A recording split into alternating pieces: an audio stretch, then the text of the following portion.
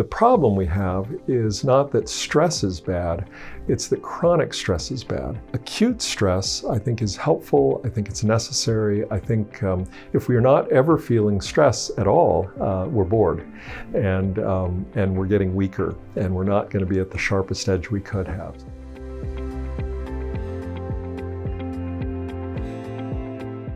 I think stress is a fascinating topic. In many ways, acute stress, I think, is actually necessary and good. Acute stress, when we think of it physically, could think of a muscle pulling against the bone, and it tells the bone we need to get stronger. The damage done in muscles when we exercise tells the muscle that when we repair it, we ought to make it a little bigger. Emotionally, acute stress can help us be aware of the stuff that makes us anxious, be aware of our fears, be aware of areas where we might want to work harder. And acute stress, physically and emotionally, I think are very linked and good for us. It's a teacher. In many ways, our bodies will give us the cues that we should pay attention to things before we cognitively are aware. So I think the key here is to try and figure out what to do to avoid chronic stress. Chronically feeling emotionally under the gun, feeling behind, feeling like you're unable to keep up, you're unable to achieve what's being asked, that there's never enough time, never enough energy. That chronic thing doesn't work. And the reason is because the way our body responds to stress is the same for acute and chronic stress. Our body doesn't know the difference. And so when we feel stress, acute or chronic, we release hormones that get us ready to run, get us ready to fight. We tighten up muscles as if we're going to go into battle.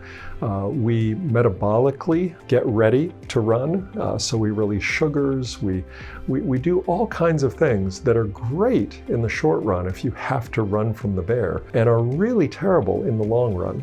And it's because the system evolved to be able to work acutely. It did not, the intention was that you'd fight and then you'd go home. And if you can't do that, if you're chronically stressed, then for a little while we can put up with it, but over time you'll accumulate damage, and that damage shows up as obesity, as diabetes, as high blood pressure, as the consequences of chronic inflammation in the body, weight gain. So there's a lot of trouble that eventually starts showing up.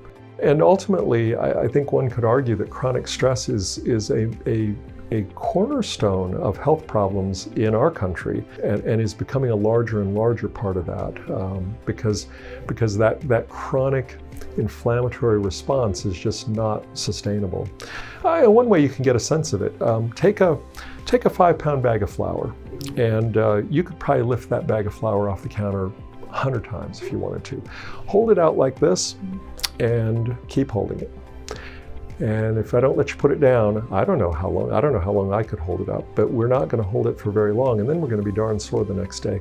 So that sense of chronic stress where you can't set the weight down, that's the killer. And that's the thing we have to work on, is being able to work hard and then stop.